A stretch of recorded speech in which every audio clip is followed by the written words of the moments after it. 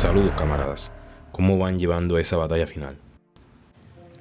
Les cuento, este es el último video de esta saga de videos de la sangre de Wotan, y no el menos importante. Espero que hayan podido seguir las indicaciones que les hice frecuentemente de leer los libros de la sabiduría hiperbórea, pues ese era el propósito real de todos estos videos, hacer un llamado a aquellos espíritus que buscan orientación. En la descripción de los videos se encuentran los links de los libros en orden de lectura, y si no, en la descripción de este video están los links para que puedan descargarlos y leer los libros si es que aún no los han leído. Debe saberse que el Virya que se embarque en esta gesta heroica encontrará en la lectura, y más aún si llega a profundizar en los terroríficos e inconmensurables secretos de la sabiduría hiperbórea, si gracias a su pureza sanguínea logra acceder a la gnosis suprema, sabrá que su alma experimentará pavor y miedos nunca antes experimentados. Pero solo el guerrero sabio, el Virya con valor y voluntad de acero, trascenderá el umbral de los sentidos y experimentará el sabor de la victoria, la certeza de haber alcanzado el Valhalla de los dioses y ser uno de ellos, saberse un yo absoluto. Se cuentan por cientos los que, bien habiendo iniciado el camino, claudicaron en el primer recoveco, desertaron envueltos en espantos indecibles, temerosos de una oscuridad que pronunciaba sus nombres, escuchando quejidos lejanos de personas de otros tiempos, de vidas ya olvidadas, enmarañadas en un dolor distante, llantos humeantes de un clamor que pugnaba por emerger la siniestra sombra de un antepasado conocido. Pero no recordaban ya en su sutil memoria, enlosada con argumentos de una cultura preponderante, en un mar de distracciones superfluas y sin sentido con el argumento de Verdandi. Estos buscadores, sumidos en el mar de la ignominia, consumidos en sus cavilaciones interminables por la razón, pudieron percatarse por fin de esos ecos del abismo. Eran ellos mismos. Entonces conocieron el verdadero terror. Supieron entonces, con el rostro desencajado, que el espíritu no era de este mundo, que fue traicionado y encadenado a las potencias de la materia, y que para desencadenarlo había que abandonarlo todo, dejar de darle sentido a la calidez de la vida, dejar de desear y de sentir, abandonar toda emoción y sentimiento del corazón. Peor aún, supieron que tenían que luchar a muerte con el creador de las formas de la ilusión. Y he aquí cuando dieron media vuelta y marcharon con orgullo hacia la perdición de su propio espíritu. Lo abandonaron a la suerte de seguir en los ciclos infinitos de los Mavantaras del Dios Uno, en su vía crucis sin retorno hacia las formas finitas. Estas gestas heroicas son para muy pocos. En esta lucha personal e intransferible se requiere mucho valor, mucha voluntad, la condición irreductible de saberse ajeno al mundo y a las cosas que lo conforman. Se requiere afrontar con honor el fin de la vida misma. Esta actitud guerrera, para combatir las potencias de la materia, no se adquiere como un razonamiento intelectual o un factor psicológico lúdico. Se trae sí o sí como potencia espiritual, como impulso gnóstico, primordial requerimiento para cualquier Virya preorientado que intente establecer su acción de guerra contra el Dios Uno. Estos hombres y mujeres valerosos no habitan ni construyen templos, los destruyen. Lo único que construyen son murallas, conquistan plazas y le aplican sus técnicas secretas con la voluntad del yo que han conquistado en el centro de sí mismos. Por eso necesitan fortalezas y murallas, no templos ni capillas, para proteger lo que han ganado como seres divinos e inmortales. Todo aquel que inicie este camino debe saber que estará solo, irrefutablemente solo, en medio de una contienda en la que las armas del enemigo siempre estarán golpeando las puertas y las murallas de su escudo impenetrable, cada hora, cada minuto, cada segundo ininterrumpidamente, hasta que en un descuido le permita al enemigo franquear sus murallas y eliminar al rey, y comenzar de nuevo la partida de ajedrez cósmico. Esta faena espiritual es la más dura de todas, porque deberás ser tú quien te inicies en las 3 iniciaciones hiperbóreas. Por eso, Virya, tú que me escuchas, abandona todo grupo, secta, religión, deja de seguir a cualquiera que se proclame guía o maestro hiperbóreo. Nadie puede otorgarte las 3 iniciaciones, solo tú mismo. Nadie puede iniciar, solo la sangre conoce el camino. Sé valiente y concédete el honor de luchar como un verdadero guerrero de la sangre pura en los valles insondables de la muerte y salir vencedor, porque solo los más valientes conocerán el verdadero camino al Valhalla. Bueno, ahora sí, camaradas, comencemos. Todas esas cosas que nos han legado las leyendas y los mitos de las diversas naciones y que se refieren a la vida humana, sufrirán un muy pronto día una transformación peculiar, referente a la plena concepción e interpretación de la naturaleza humana. Ha pasado ya el tiempo en el que las leyendas, fábulas y mitos se miraban con expresiones de la infancia de los pueblos. Ciertamente hemos ya pasado esa época. Cualquiera que haya observado alguna vez la cultura de un pueblo habrá visto que no se trata de ficciones imaginarias o cosas análogas, sino de algo mucho más profundo, y que es un hecho que las leyendas, mitos y tradiciones de los diversos pueblos son expresiones de poderes maravillosos y de extraordinarios acontecimientos, al que muy pocos hombres tienen acceso verdadero, ya que esa transmisión ha sido trastocada por las manos de los señores del karma. Pero sí, desde el nuevo punto de vista, meditamos sobre las antiguas leyendas y mitos con predisposición gnóstica, dejando que esas potentes imágenes que nos han transmitido los tiempos primordiales obren sobre nuestras mentes, encontraremos, si nos hemos capacitado para ello, que esas leyendas y mitos son expresiones de la más antigua y profunda sabiduría. Es muy cierto que al principio nos sentiremos inclinados a preguntar cómo es que, en un estado de primitivo desenvolvimiento y con ideas aún infantes, pudo el hombre representarse los enigmas del universo por medio de esas leyendas o cuentos de hadas, y cómo es que, cuando meditamos sobre ello, vemos en esos relatos lo que la predisposición gnóstica nos está revelando con mayor claridad, para aquellos que han estado purificando su sangre con las técnicas secretas que la sabiduría hiperbórea dispone para los viryas que han leído y comprendido los fundamentos de la sabiduría hiperbórea. Esto suele excitar la sorpresa al principio, pero sin embargo, el que penetra más y más profundamente en los métodos por cuyos intermedios se crearon esos mitos y leyendas, verá que su sorpresa se desvanece y que toda su duda se disipa. Ciertamente comprobará en esos mitos no solo lo que se llama una visión sencilla y mística de la sabiduría del pacto de sangre, intentando comunicar las verdades olvidadas, sino también la portentosa y profundísima expresión de la verdadera y primordial concepción del mundo del demiurgo. Y mucho más puede aprenderse examinando completamente los fundamentos de esas leyendas y de esos mitos, que de absorbiéndose en la ciencia intelectual y experimental de nuestros días. Pero, para obrar en esa forma, el Brihya debe familiarizarse, por supuesto, con los textos gnósticos hasta que haya alcanzado la gnosis. Todo cuanto está contenido en esas leyendas antiguas sobre la sangre tiene la mayor importancia, desde que en aquellos remotos tiempos existía una sabiduría que permitía al hombre comprender el verdadero y amplísimo significado de la sangre, que es la vía por la que la gnosis transita desde el espíritu increado hasta el yo consciente, y que también es la vida que anima a todos los viryas, despiertos y dormidos. No podemos ahora entrar en discusión respecto a la fuente de donde brotó esta sabiduría de la antigüedad. Si bien daré sobre ello algunas indicaciones al final, lo que ocupará nuestra atención será la sangre en sí misma, su importancia respecto al virya y la parte que desempeña en el proceso de la civilización humana, la cultura y parte de la forma en que la materia encadenó el espíritu a sus formas. Examinaremos el asunto desde el punto de vista exotérico del universo. Siempre hablaré de lo espiritual aquí en el marco de un supuesto, a menos que se indique lo contrario. Nos pondremos en más estrecho contacto con nuestro tema si desde luego comprendemos el profundo significado de una antigua máxima, la que está intrínsecamente relacionada con la civilización del antiguo Egipto, de donde floreciera la sabiduría de Hermes. Es un axioma que forma la frase fundamental de toda ciencia exotérica, y que se conoce bajo el nombre del axioma hermético, como arriba es abajo. Hay muchas caprichosas interpretaciones de esta sentencia. Sin embargo, la explicación que nos ocupará es la siguiente. Para la ciencia espiritual, entre comillas ciencia sacra, desacralizante o exotérica, es muy claro que el mundo al que el hombre tiene acceso primario por medio de sus 5 sentidos no representa el mundo entero, sino meramente el plano de significación del que es consciente, y no es más que la expresión de un mundo más profundo oculto tras él. Esto es un mundo de las energías demiúrgicas ocultas.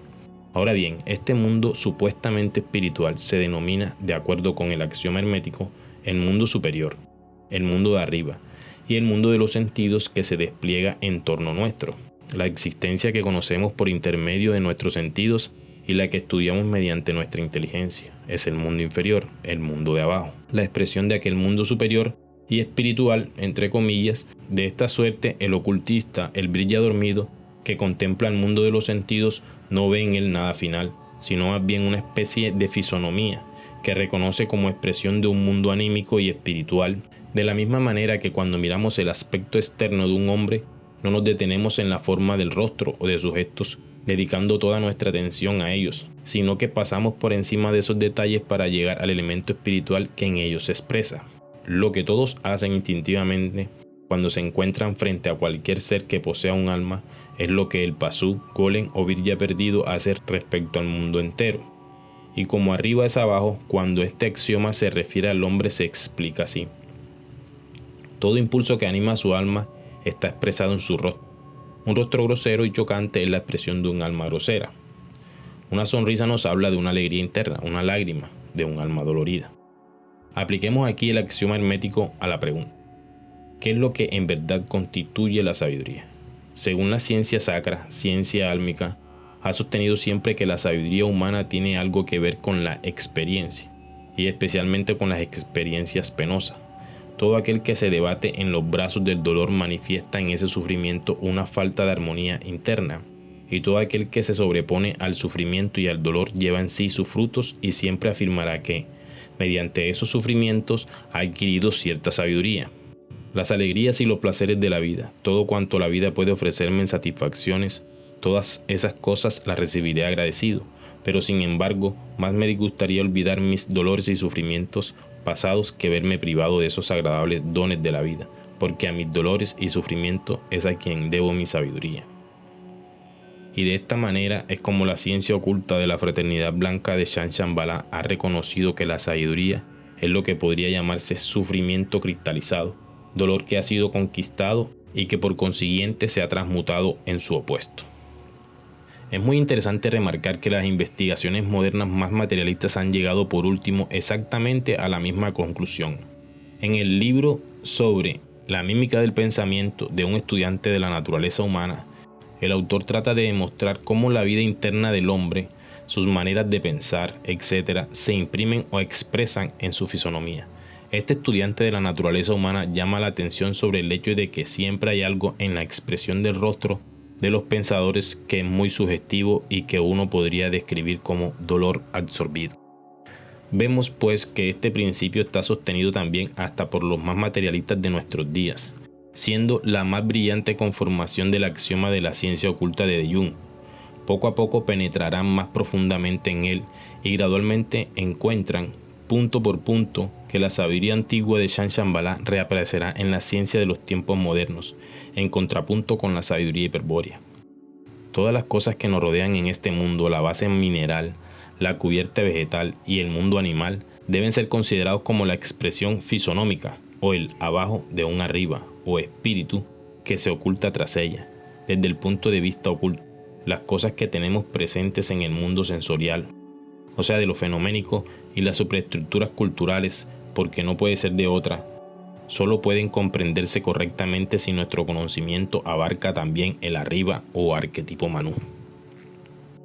Y son de los seres espirituales originales, de donde todas las cosas manifestadas proceden, y por esta razón nos dedicaremos al estudio de lo que se oculta tras el fenómeno de la sangre, de aquello que toma por expresión fisonómico la sangre en el mundo sensible.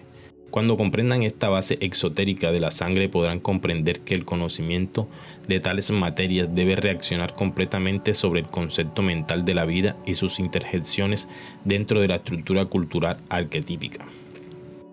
En nuestros días nos asaltan por doquier cuestiones de la mayor importancia para todos, preguntas relacionadas con la educación no solamente de los niños, sino también de las naciones. Y además nos encontramos ante problemas educacionales que están acelerando el fin y que no puede menos que ser reconocido por todos aquellos que saben del gran movimiento social actual y de las reclamaciones que por doquier se elevan en base a ideologías, bien sea que estén incorporadas a la cuestión femenina, al problema obrero o a la propaganda pacifista. Todas estas cosas ocupan, distraen y desorientan intensamente a las mentes ansiosas y buscadoras de la verdad del espíritu. Pero todas estas cuestiones quedan iluminadas entre comillas, tan pronto como reconocemos la naturaleza de la esencia espiritual que se oculta en la sangre. ¿Quién podría negar que esta cuestión no está estrechísimamente ligada a la raza, cosa que cada día se hace más evidente? Y sin embargo, este problema de la raza es uno de los que no podremos comprender hasta que comprendamos los misterios de la sangre y de los resultados producidos por la mezcla de las sangres de las diversas razas, cuya importancia va en aumento conforme vamos librándonos de los antiguos métodos de investigación concernientes al asunto y conforme tratamos de aproximarnos a una comprensión más amplia y lúcida de la cuestión.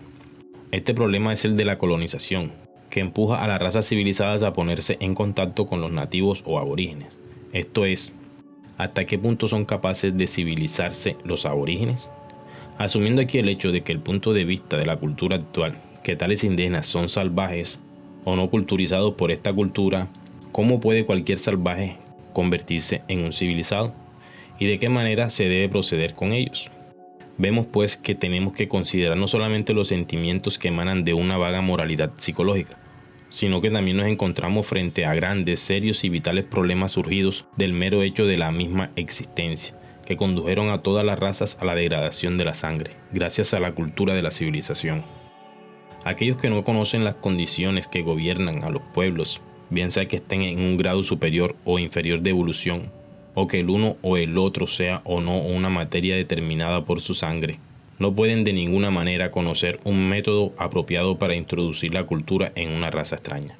Todos estos problemas surgen apenas se trata la cuestión de la sangre. Y es en lo que los traidores al pacto de sangre han venido trabajando desde hace siglos y parece ser que su tarea hoy ha sido ya culminada.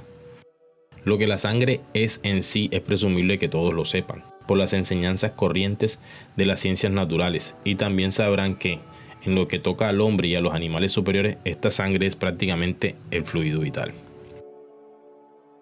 El yo psicológico del sujeto consciente se pone en contacto con lo externo por medio de la sangre. La sangre es el mensajero que nos trae noticias del mundo externo. Y en el decurso de ese proceso la sangre humana absorbe oxígeno, el que constituye el verdadero aliento de vida. Mediante la absorción de este oxígeno la sangre sufre una renovación. La sangre que va en busca de ese oxígeno es una especie de veneno para el organismo, un verdadero destructor y demoledor. Pero mediante la absorción de aquel, esa sangre rojo azulada se transforma en un fluido rojo, dador de vida, por el proceso de la combustión. Esa sangre que pasa por todo el cuerpo, depositando por doquier sus partículas primitivas, tiene a su cargo la tarea de asimilar directamente los materiales del mundo externo y de aplicarlos, mediante el método más rápido posible, a la nutrición del cuerpo. Es necesario para el hombre y los animales superiores absorber primeramente esos materiales alimenticios en su sangre. Entonces, una vez formada esta, tiene que tomar el oxígeno del aire y construir y sustentar el cuerpo por su intermedio. La sangre con su circulación es semejante a un segundo ser y en relación con el hombre corporal, óseo, muscular y nervioso, actúa como una especie de mundo exterior, porque es un hecho que todo ser humano está obteniendo continuamente su sustento de la sangre, y al mismo tiempo descarga en ella lo que ya no le sirve más.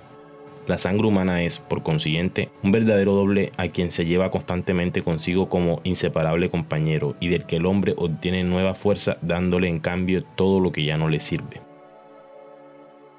Ernest Haeckel, que ha penetrado profundamente en las cosas de la naturaleza, en varios de sus populares libros ha llamado la atención sobre el hecho de que la sangre es, en realidad, el último factor que se origina en el organismo. Si observamos el desenvolvimiento del embrión humano, encontraremos que los rudimentos de los huesos y músculos se desarrollan antes de que aparezca la primera tendencia hacia la formación de la sangre.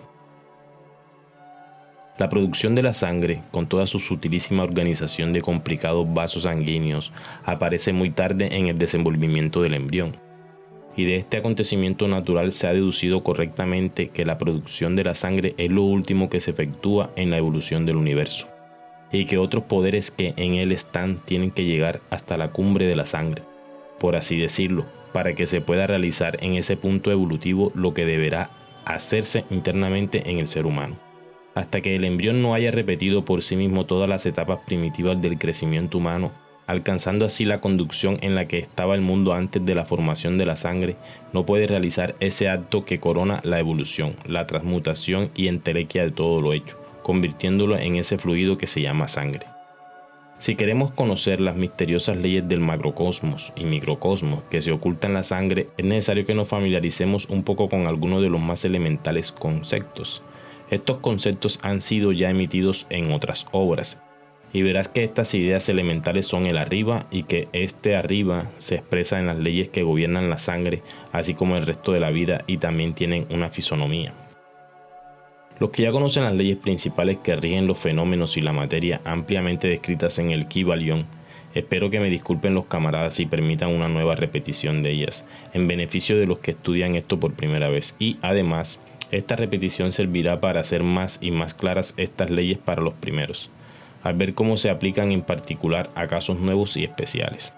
Por supuesto, para aquellos que no saben nada, que no se han familiarizado aún con esas concepciones de la vida y del universo demiúrgico, lo que voy a decir enseguida les parecerá escasamente algo más que unas palabras encadenadas sin mayor contenido.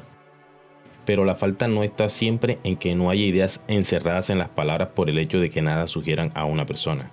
En este caso podemos aplicar con una ligera alteración una observación del humorista Lichtenberg, que dijo: si una cabeza y un libro sufren una colisión produciendo como resultado un sonido hueco, la culpa no la tiene necesariamente el libro. Así suele suceder con nuestros contemporáneos cuando juzgan las verdades gnósticas de la sabiduría hiperbórea. Desde un creer y no desde una experimentación, como por ejemplo, habrá quienes dirán: ¿y para qué necesito yo conocer las leyes del universo y cómo funcionan? ¿Para qué explorar en los superlenguajes axiológicos de la Kalachakra? Etcétera. Y yo le respondo: entonces ¿para qué leer los fundamentos? Muchos de los virgyas que leen o se enfrentan a los libros de Nimrod de Rosario entran con la convicción de que el libro les debe revelar algo portentoso, y de hecho así es, pero a la mayoría no les pasa esto. No por creer que el libro contiene algún misterio por revelar debe ser descubierto por todos, en la primera leída o en las 1000 siguientes. No, Nimrod de Rosario creó una obra magistral, incapaz de ser adulterada. Fue escrita en varias capas de lenguajes, significados axiológicos indescifrables para el virya dormido o para los sirvientes de la Hermandad Blanca. El misterio de Belicena Vilca, la historia secreta de la Thule y los fundamentos de la sabiduría hiperbórea, que aunque intentaron corromperlos, debo decirle a esos demonios que fracasaron rotundamente, porque yo les aseguro, camaradas, que en los libros se encuentran las técnicas secretas para la liberación del espíritu. Pero claro, siempre hay un pero. Esta capa del lenguaje donde se encuentran estas técnicas solo puede ser accedida por un virya que ha purificado su sangre, y entonces, habiendo purificado su sangre, acceder a su propia gnosis, y podrá él mismo comprobar lo que aquí afirmo, de que las técnicas para la liberación estuvieron ante sus ojos todo el tiempo, en los 3 libros. Los mitos ahí expuestos revelan las formas en que la sabiduría ancestral intentaba comunicar el camino de regreso a casa, al origen. Procuraban desvelar el camino al héroe, mostrar el paso a paso de la acción del guerrero sabio. Lamentablemente para nosotros, en aquellos tiempos había maestros que te instruían en la comprensión de estos mitos iniciáticos, pero para nosotros esto ya no es posible, y por eso es lamentable. Nosotros debemos ser más duros, forjados solos por el susurro de la sangre mística de Wotan. Es por ello que debemos comprender que los libros de Nimrod tienen distintos niveles de interpretación dentro de su lectura, y esto fue hecho con un propósito, para evitar que los no iniciados puedan acceder al conocimiento oculto en él, a la sabiduría arcana del virya despierto. La primera capa revela para todos una trama argumental, unos hechos entrelazados que muestran una historia relativamente coherente, incluyendo referencias a mitos, alegorías de leyendas que serán tomadas por ficción o fantasía inventadas por hombres de otros tiempos. Sin la preparación previa, sin pureza sanguínea, todo será tomado literal y en el peor de los casos el libro no habrá causado el más mínimo efecto, despertar al virya. En cambio, para el virya mínimamente orientado, con un poco de predisposición con un conocimiento previo en ciertos temas esotéricos, si con valor y honor se prende en hostilidad esencial, llegará el momento en el que accederá a la segunda capa, y es allí donde podrá encontrar el camino del héroe. Esquivará con gracia luciférica las tergiversaciones, accediendo por completo a las alegorías esotéricas que le mostrarán las técnicas secretas que le permitirán autoiniciarse. Y si es muy fuerte el llamado de Odín, accederá a la tercera capa de los textos gnósticos que le llevarán a desencadenar a su espíritu por completo y emprender su regreso al origen. Cuando nos expresamos en la semántica de un lenguaje para reorientarnos hacia lo increado, lo que está ocurriendo es que estamos usando la cultura contra la misma cultura. Estamos utilizando el veneno para crear el antídoto. Si estas verdades suenan en los oídos de muchos como meras palabras, sin significado alguno, la culpa no es necesariamente de la gnosis. Para aquellos que, sin embargo, han encontrado su camino en la comprensión de tales verdades que les han llevado a su vía de liberación, comprenderán que más allá y por encima de toda alusión a seres superiores, manifestaciones sutiles de las energías chamádicas, más allá de Kula y Akula, se encuentra la gnosis primordial que le permitirá al Virya desencadenar su espíritu, aunque se encuentre en el mundo de los sentidos.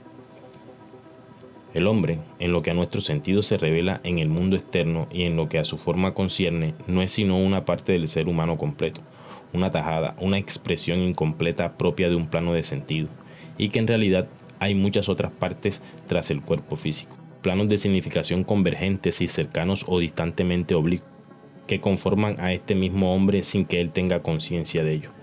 El Virya posee este cuerpo físico en común con los llamados minerales inanimados que nos rodean. Además de este, sin embargo, el hombre posee el cuerpo etérico o vital. La palabra etérico no se emplea aquí en el mismo sentido en que la aplica la ciencia material. Este cuerpo etérico o vital, según se le llama algunas veces, lejos de ser una ficción de la imaginación, es tan distantemente visible para los sentidos astrales del Virya como los colores para el ojo físico. El clarividente o el Virya sensible puede ver perfectamente este cuerpo etérico.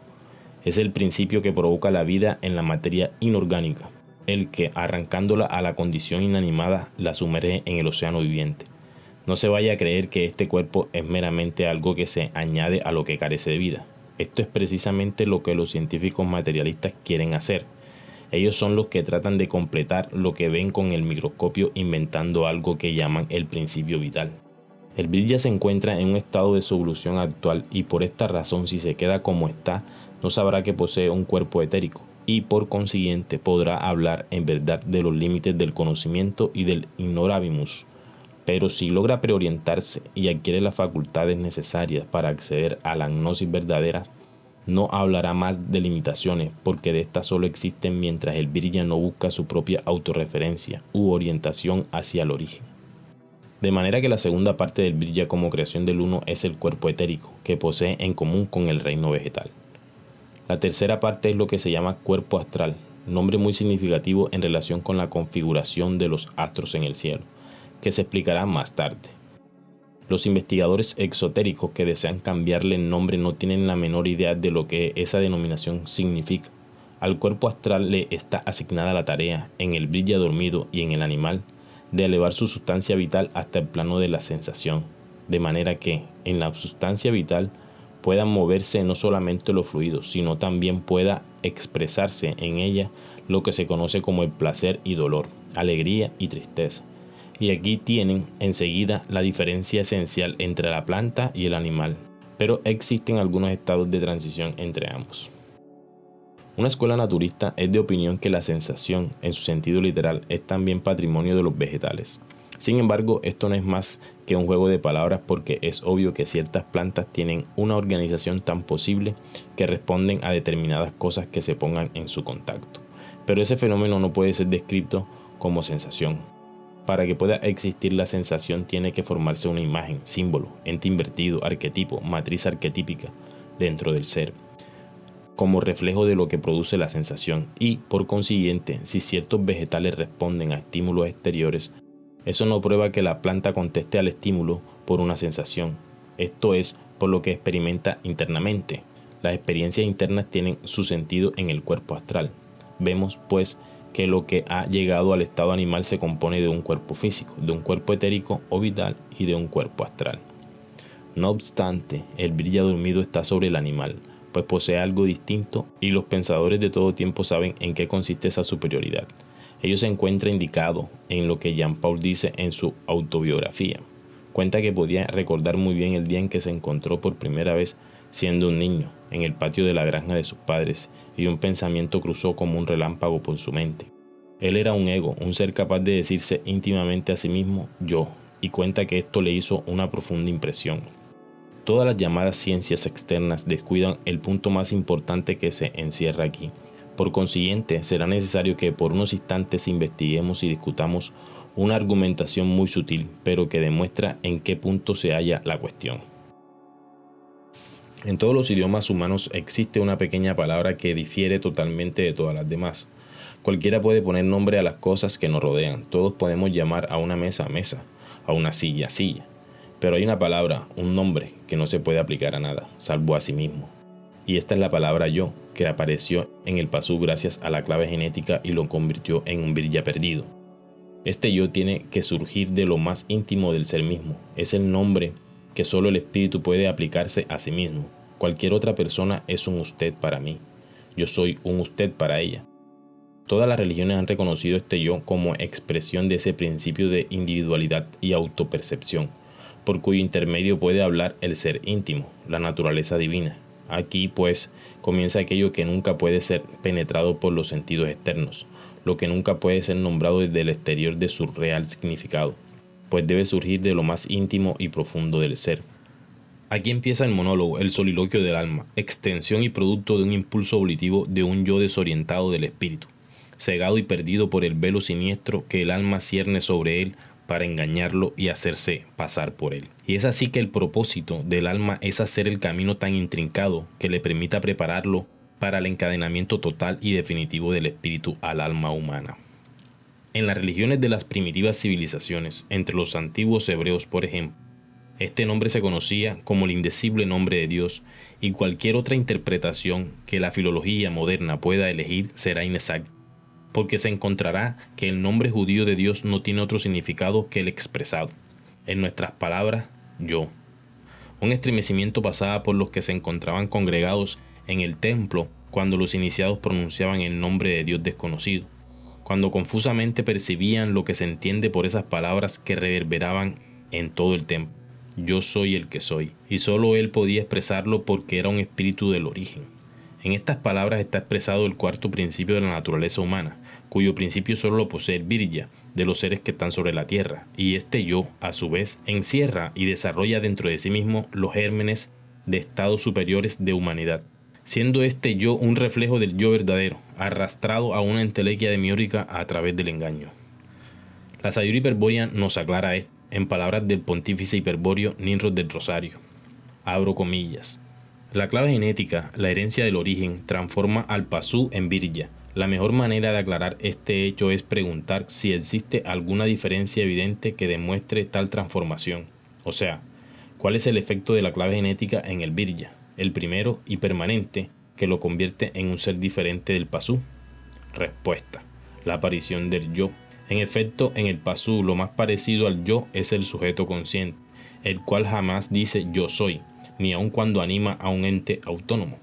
El Pasú, una vez alcanzada la perfección entelequial o durante la evolución de la esfera de conciencia, actúa siempre en concordancia con el objetivo de la finalidad, poner sentido en los entes, producir cultura, etc. El sujeto consciente, de acuerdo con el objetivo microcósmico, cuando más se desarrolla, tanto más se imbuye del carácter orgánico del macrocosmos, tanto más admira a la obra y al creador. Con otras palabras, cuanto mayor sea el nivel de conciencia del sujeto consciente del Pasú, tanto más orientado hacia el macrocosmos se encuentran sus referencias exteriores. Un sujeto consciente altamente desarrollado está armónicamente referido al demiurgo, y ello le impide definitivamente manifestarse como un yo o, ni siquiera, experimentar un egoísmo espiritual semejante al del Virya. Mas ¿cómo se caracteriza entonces un yo? Respuesta: por la certeza esencial de que la propia entidad es algo único, indestructible, inimitable y, desde luego, diferente del demiurgo Jehová Satanás, o como quiera que éste se llame, y no creado por él. Quien experimente esta certeza esencial es muy probable que sea un Virya perdido. Mi vivencia es la del yo, el sentirme yo, declara Miguel Serrano. Y continúa de este modo: es errado y peligroso pretender que nuestras vivencias sean compartidas por los demás.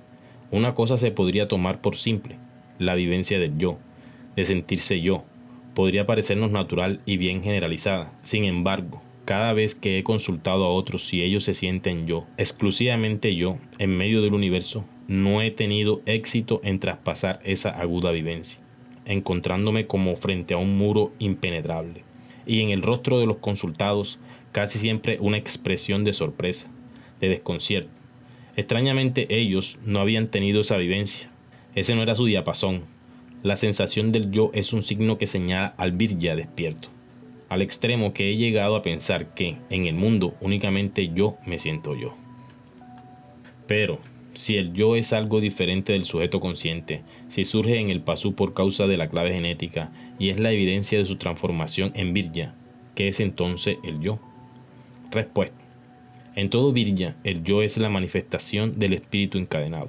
Por supuesto, nos referimos al yo antes definido, al yo de Miguel Serrano, al yo de la absoluta identidad individual.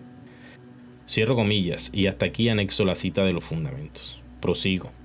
Debemos indicar que el hombre se compone de un cuerpo físico, de un cuerpo etérico, de un cuerpo astral y de un ego, o ser interno real artificial, yo consciente, y que dentro de ese ser interno están los rudimentos de 3 estadios superiores de desenvolvimiento, esferas de conciencia conectadas a los chakras, los que se originarán en la sangre. Esos 3 estadios son manas, buddhi y atma, las 3 esferas de conciencia. Manas, el ser egoico en contradistinción del ser corporal, formas de pensamiento, estructuras arquetípicas. Buddhi, el alma de vida. Atma, el espíritu real y verdadero del hombre, el germen rudimentario que está latente en él. Alcanzará en futuras edades la perfección óntica si no se libera antes. Este es el yo perdido. 7 colores hay en el arco iris, 7 tonos en la escala, 7 series de pesos atómicos, 7 grados en la escala del ser humano, los chakras bases, y estos, a su vez, se dividen en 4 grados inferiores y 3 superiores. Tratemos ahora de obtener una clara percepción de la manera como esta tríada superior arquetípica obtiene una expresión fisionómica en el cuaternario inferior, y de la forma en que se nos presenta el mundo sensorial. Tenemos, en primer lugar, lo que se ha cristalizado en la forma del cuerpo físico humano, cuerpo que el hombre posee en común con todo lo que se llama naturaleza inanimada. Cuando hablo del cuerpo físico no quiero indicar lo que el ojo ve, sino más bien esa combinación de fuerzas que ha construido el cuerpo físico, esa fuerza viviente que existe tras la forma visible. Observemos ahora un vegetal. Este ser posee un cuerpo etérico, de matriz arquetípica, que eleva la sustancia física hasta la vida. Esto es que convierte la sustancia en savia viviente. ¿Qué es lo que transforma las llamadas fuerzas inanimadas en savia viviente? Se le llama cuerpo etérico, y este cuerpo hace precisamente el mismo trabajo en los animales que en el hombre. Hace que aquello que solo tiene existencia material obtenga una configuración viviente, una forma que viva. Este cuerpo etérico a su vez está compenetrado por un cuerpo astral. ¿Y qué es lo que hace el cuerpo astral? Hace que la sustancia que ya ha sido puesta en movimiento experimente internamente la circulación de los fluidos que fluyen del exterior, oxígeno, alimentos, etc. De tal manera que el movimiento externo se refleje en experiencias internas. Y es en estos procesos donde el Virya se ve asaltado constantemente por las superestructuras, fenómenos y entes externos que permiten, en parte, padecer de una impurificación de la sangre.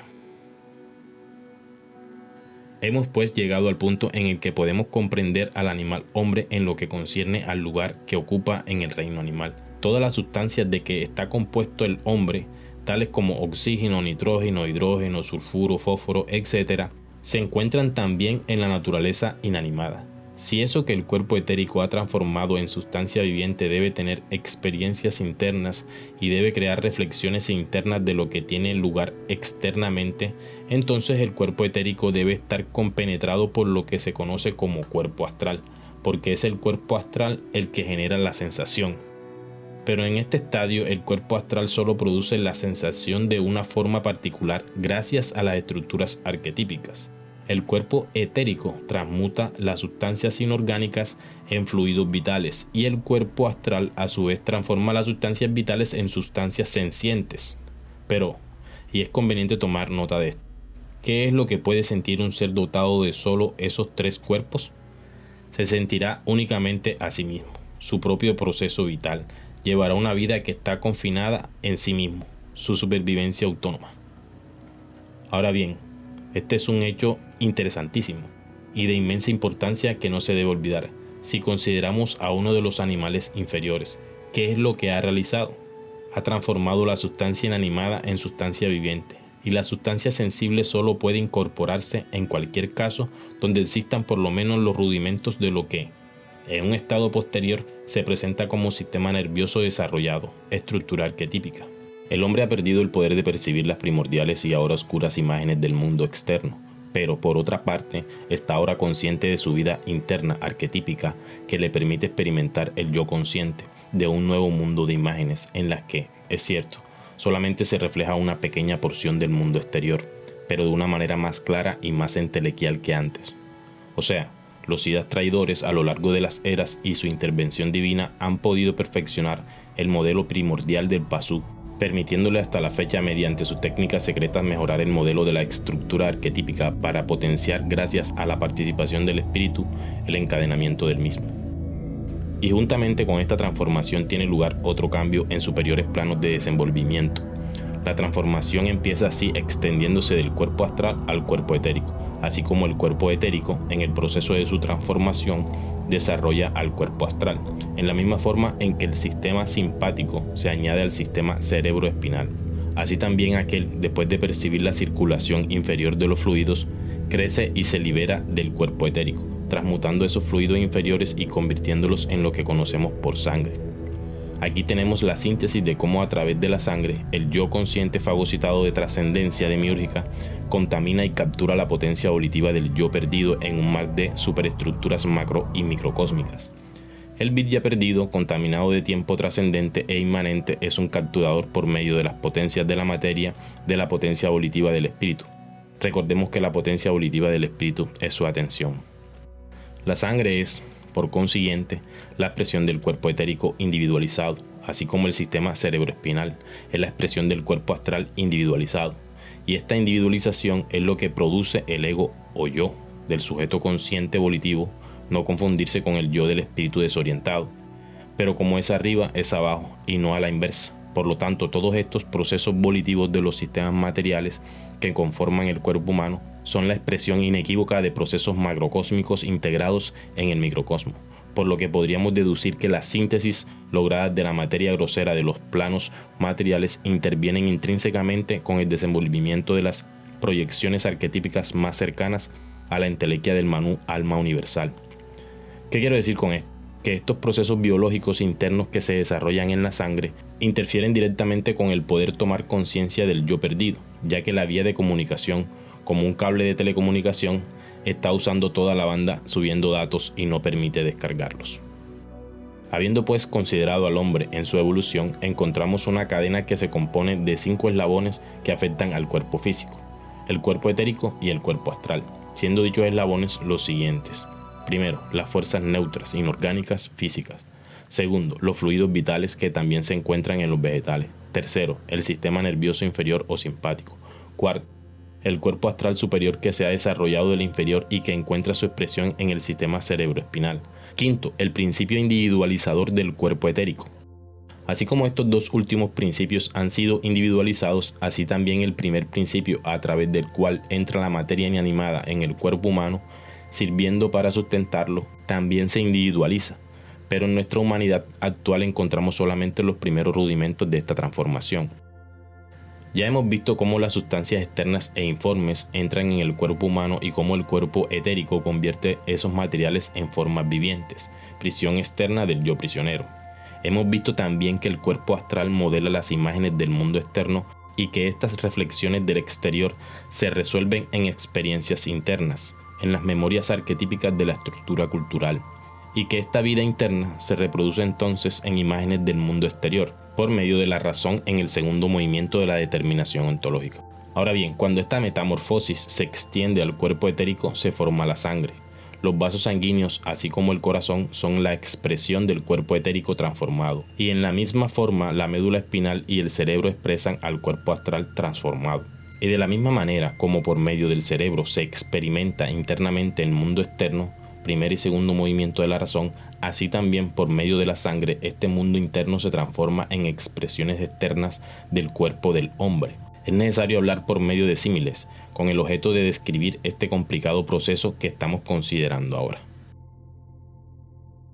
Es por medio de la sangre que transmite, procesa, absorbe e integra las imágenes del mundo externo que el cerebro ha formado internamente, las transforma en fuerzas vivientes constructoras de nuevos enlaces en la estructura cultural, símbolos arquetípicos redescubiertos para la final postura de sentido de todo el modelo de la superestructura cósmica, y con ella sustenta el cuerpo humano actual, actualizando así los procesos del microcosmo, que lo impulsan constantemente a una espiral hacia la entelequia Manú, o el desarrollo óntico final.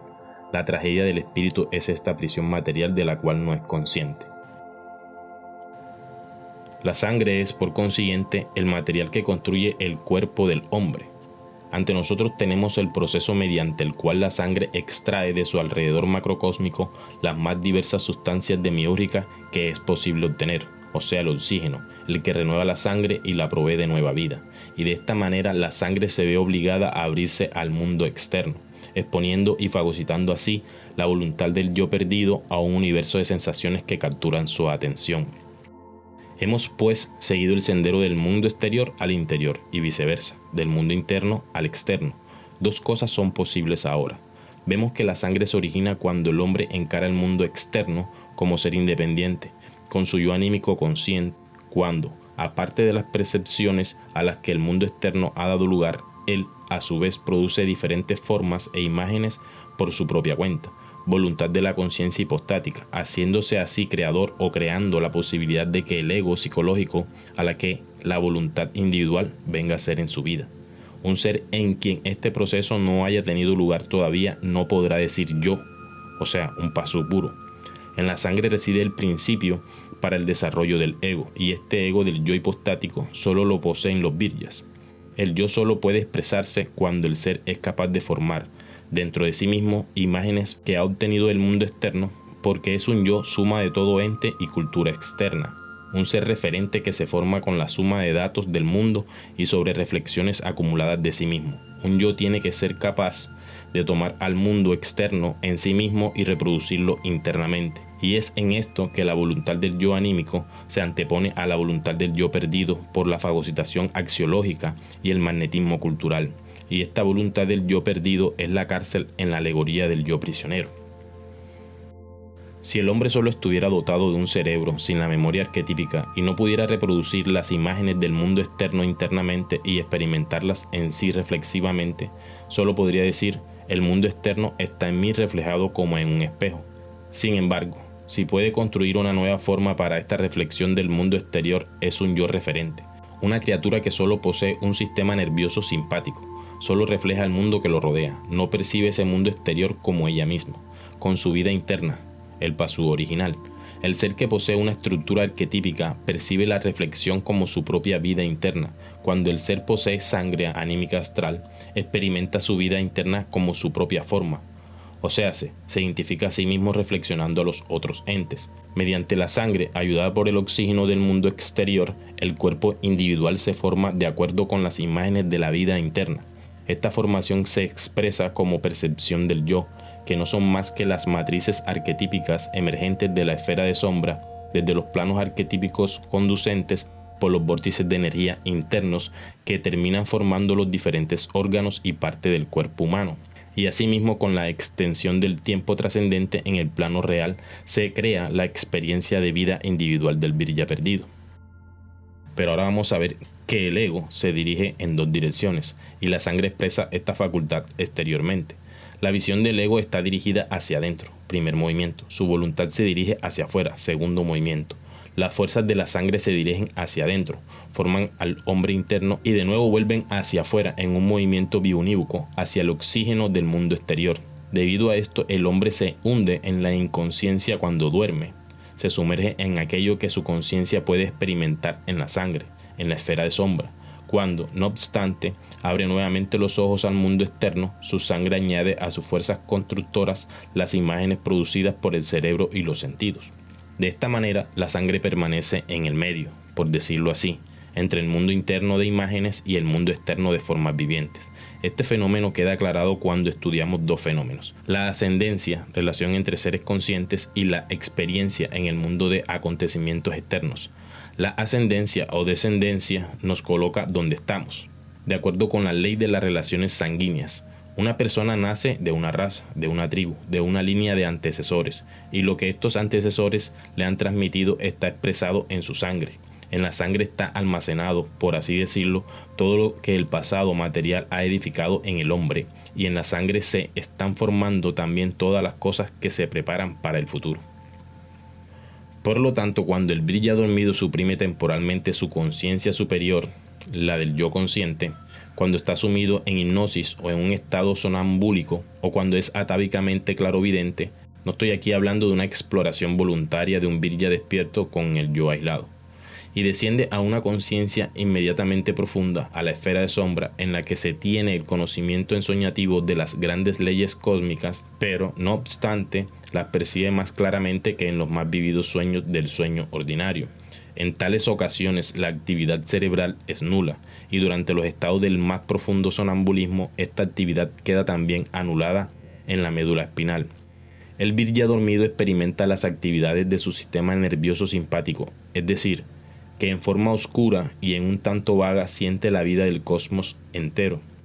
En tales oportunidades la sangre ya no expresa las imágenes de la vida interna que se producen por medio del cerebro, sino que presenta las que el mundo externo ha formado en ella. Sin embargo, es necesario recordar que las fuerzas de sus antecesores han ayudado al hombre a ser lo que es. Y es aquí cuando se aclara un poco lo del concepto de sangre astral de la que se hablan en los libros. Solo un poco. En este punto solo podemos ver cómo la vía por la que transita la voluntad del yo perdido está contaminada del demiurgo. Así como se hereda la forma de la nariz de los antecesores, también se hereda la forma de todo el cuerpo.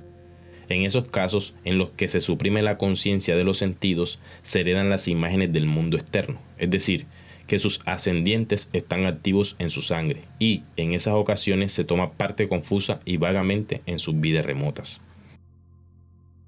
Todo cuanto hay en el mundo está en estado de evolución hacia la gran entelequia final, desarrollando al gran Manú universal. El hombre no siempre ha tenido la conciencia que ahora posee. Cuando retrocedemos hasta los tiempos del homínido primitivo, del pasú, del neandertal, nos encontramos con una conciencia de clase muy diferente. Actualmente el hombre, en su vida de vigilia, percibe las cosas externas por medio de sus sentidos y se forma ideas propias sobre ellas, reflexiones a priori de su conocimiento. Estas ideas sobre el mundo externo obran en su sangre, lo llenan de tiempo inmanente, que es la forma en que el demiurgo penetra la intimidad del espíritu para fagocitar su atención. Todo cuanto lo ha impresionado, como resultado de la experiencia sensorial, es, por consiguiente, activo y vive en su sangre, sustrayendo toda la voluntad del yo perdido. Su memoria está llena de esas experiencias de sus sentidos. Sin embargo, por otra parte, el virya dormido, actual, no tiene ya la conciencia de lo que posee en su vida interna corporal como herencia de sus antecesores. No sabe nada respecto a las formas de sus órganos internos, pero en los tiempos primitivos sucedía en otra forma. Entonces vivía en su sangre, no solamente lo que los sentidos habían recibido del mundo externo, sino también lo que está contenido en la forma corporal. Y como esa forma corporal había sido heredada de sus antecesores, el virya sentía la vida de estos dentro de sí mismo. Si meditamos sobre una forma de esta conciencia, notaremos cómo se expresó esto también en una forma correspondiente de memoria. La persona que experimenta solamente lo que percibe mediante sus sentidos, recuerda nada más que los sucesos relacionados con esas experiencias sensoriales externas. Solo puede recordar las cosas que haya experimentado así desde su infancia. Pero con el paso del pasú a virya dormido el caso era diferente. Este sentía lo que estaba dentro de él, y como esta experiencia interna era el resultado de la herencia genética, pasaba a través de las experiencias de sus antecesores por medio de esa facultad íntima y recordaba no solamente su propia infancia, sino también la experiencia de sus antecesores. Estas vidas de sus antecesores estaban en realidad siempre presentes en las imágenes que recibía su sangre. Porque por increíble que parezca, hoy esto que afirmo, hubo un tiempo una forma de conciencia mediante la cual el hombre consideraba no solo sus propias percepciones sensoriales como experiencias propias, sino también la experiencia de sus antecesores. Y en aquellos tiempos, cuando ellos decían, he experimentado tal y tal cosa, aludían no solamente a lo que les había ocurrido a ellos en persona, sino también a las experiencias de sus antecesores, pues la recordaban perfectamente. Esta conciencia primitiva era en verdad muy confusa y oscura, muy vaga si se le compara con la conciencia de vigilia del hombre actual. Participaba más de la naturaleza de un sueño vívido, pero, por otra parte, abarcaba un estadio mucho mayor que el de la conciencia actual. El hijo se sentía conectado al padre y al abuelo, sintiéndose como un solo yo, puesto que él sentía las experiencias de aquellos como si fueran las propias. Y como el hombre poseía esta conciencia y vivía no solamente en su propio mundo personal, sino también en la conciencia de las generaciones que lo precedieron y que estaba en él mismo, al nombrarse a sí mismo, incluía en ese nombre a todos los que pertenecían a su línea ancestral, padre, hijo, nieto, etc. se designaban por un solo nombre, común a todos ellos, que pasaban por todos ellos también. En una palabra, una persona se sentía simplemente miembro de una línea de descendientes sin solución de continuidad, y esta sensación era vívida y real. Imagínense ustedes cómo sería experimentar varias vidas en una sola, y este antecedente primordial de la sangre nos lleva a un argumento bastante expuesto en la sabiduría hiperbórea, la pureza de sangre.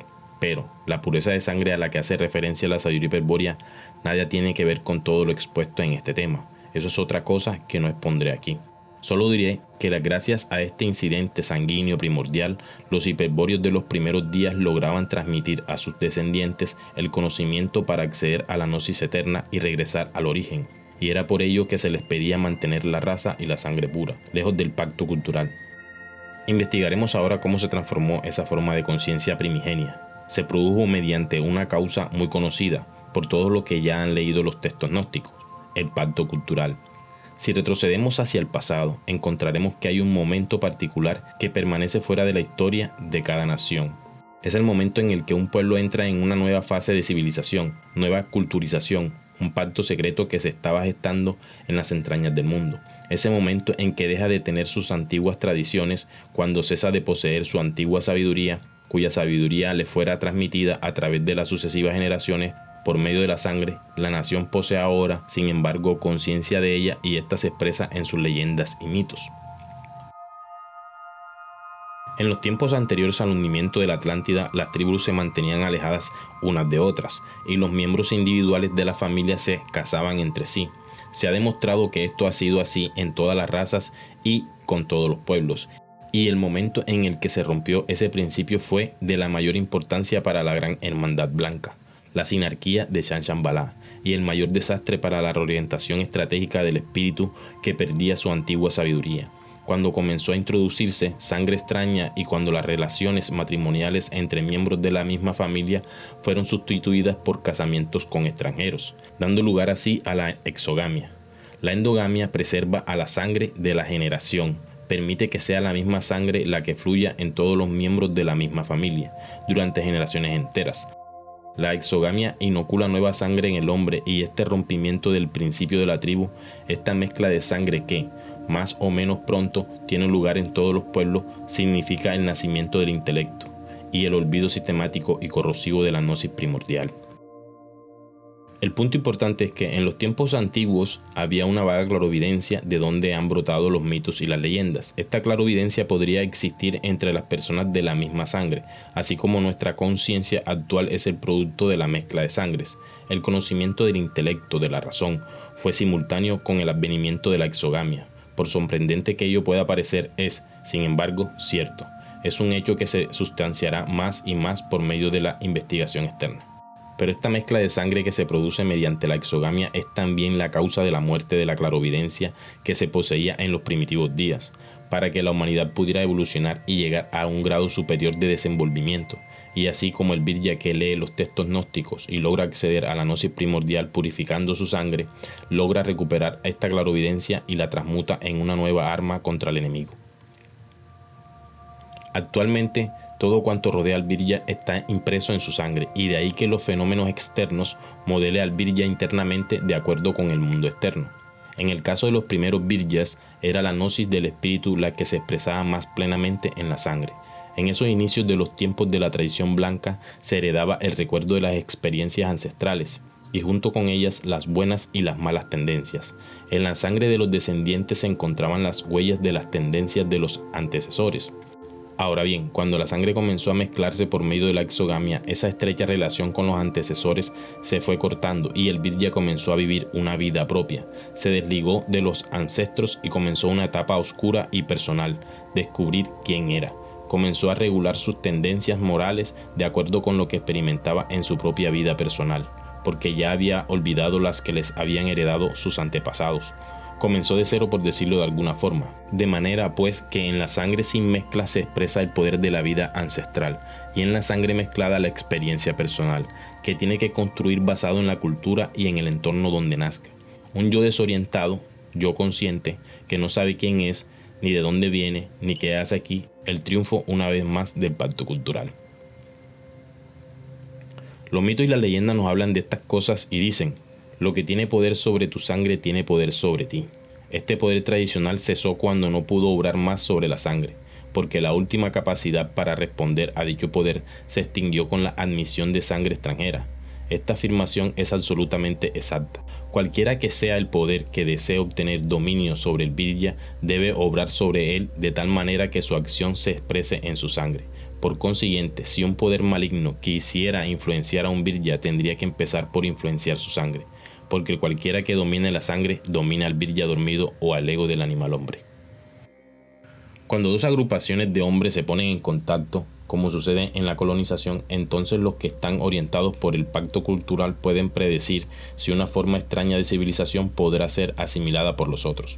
Tomemos por ejemplo un pueblo que sea el producto de su alrededor ambiente, en cuya sangre sea asimilado este ambiente, y tratase de imprimir a ese pueblo una nueva forma de civilización. Esto sería imposible. Por esta razón, ciertos pueblos aborígenes comienzan a decaer tan pronto como los colonizadores llegan a sus tierras. La ciencia moderna ha descubierto que, si la sangre de un pequeño animal se mezcla con la de otro de especie diferente, la sangre del uno es fatal para el otro. Esto era conocimiento arcano desde hace edades enteras. Si se mezcla la sangre de un ser humano con la de los monos inferiores, el resultado es destructor para la especie, porque el primero está muy lejos de los segundos. Pero si se mezcla la sangre de un hombre con la de los monos superiores, no se produce la muerte. Y así como esta mezcla de sangre de diferentes especies animales produce la muerte cuando los tipos son muy remotos, así también las antiguas clarovidencias del hombre no desarrollado murió cuando su sangre se mezcló con la de otros que no pertenecían a la misma tribu. Hemos visto que la sangre mezclada con la sangre en el caso de especies animales muy diferentes mata, y que la sangre mezclada de especies animales análogas no mata. El organismo físico del hombre sobrevive cuando la sangre extraña se pone en contacto con la otra sangre, pero el poder clarovidente perece bajo la influencia de esta mezcla o exogamia. De esta suerte encontramos que, en un plano superior de desenvolvimiento humano, hay algo similar a lo que ocurre en un estadio inferior del reino animal. En el último, la sangre extraña mata a la sangre extraña. En el reino humano, la sangre extraña mata lo que está íntimamente ligado a la sangre de la tribu. La clarovidencia vaga y confusa.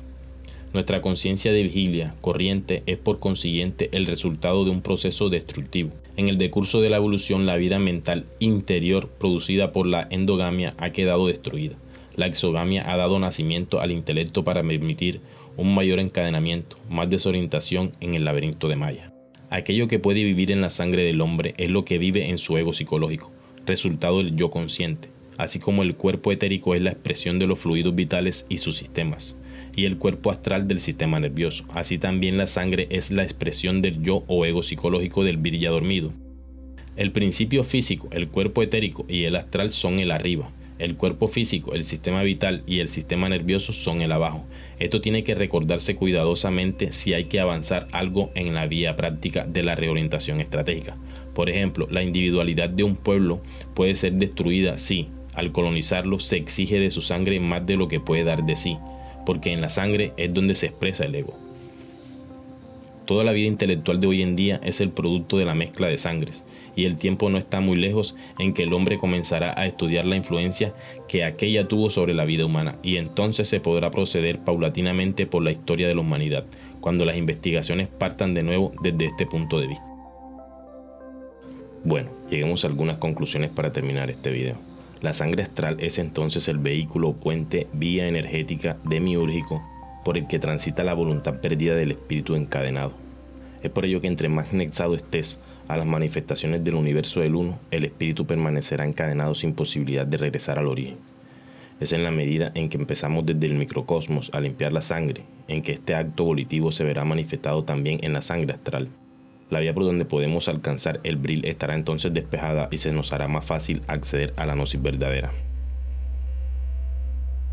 Te invito, camarada, a tomar el cielo por asalto, como guerrero hiperbóreo que eres y que va en busca del combate primordial, de la guerra esencial, pero ojo, no la guerra conducente hacia los elementos o entes del mundo, la guerra interna, iniciática de todo guerrero sabio. Te invito para retomar por medio de esta guerra esencial, de esta gesta heroica, de esta lucha individual alcanzada por esfuerzo propio, la libertad que es intrínseca al espíritu, al yo verdadero. Pero ¿cómo se toma el cielo por asalto? Me preguntas tú, y yo te pregunto, ¿cómo te lleva el demiurgo hacia la entelequia? En ambas preguntas la respuesta es la misma. Es el microcosmo, la cárcel del espíritu. Y el cielo, y me refiero al cielo del demiurgo, este cielo que debes tomar por asalto está en los mundos arquetípicos, en la sustancia microcósmica. El microcosmo es consustancial al demiurgo y un reflejo del mismo. Y como asegura la sabiduría hiperbórea, el microcosmo es una síntesis del macrocosmo. Ergo, el cielo, Shan Shambhala, está en nosotros. Pero no olvides, camarada, el microcosmo es el vehículo a través del cual el demiurgo ejerce su voluntad sometiendo al espíritu, desorientándolo de sí mismo, de su yo absoluto, llevándolo por medio de la vía hélix de la ilusión hacia la autonomía óntica a un fantasma virtual llamado alma. Entonces este acto, esta gesta heroica debe ser orientada hacia la conquista del microcosmos, arrancar esta sustancia demiúrgica que nos lleva a la finalidad óntica. Para ello debes haber ganado las batallas más pequeñas contra las huestes demoníacas del Dios Uno, que ejercen poder sobre ti. Dígase de otra manera, haber luchado previamente contra los arquetipos o las esferas psíquicas que componen al animal hombre. Desde luego aplicando la técnica arquemónica y construir una torre que te lleve a enfrentar a los Nephilim de Deyunco, el último bastión de las huestes demoníacas. Entonces derrocaremos al rey del mundo, como Nimrod en la torre de Borsipa. No de otra forma se toma el cielo por asalto, no de otra forma se libera el espíritu de las potencias de la materia. No es afuera, no es adentro, es en el centro de uno mismo, en el yo absoluto, en la morada de los dioses, en el centro de Odal. Un saludo desde el Valhalla, con ustedes estuvo Cassius, cambio y fuera.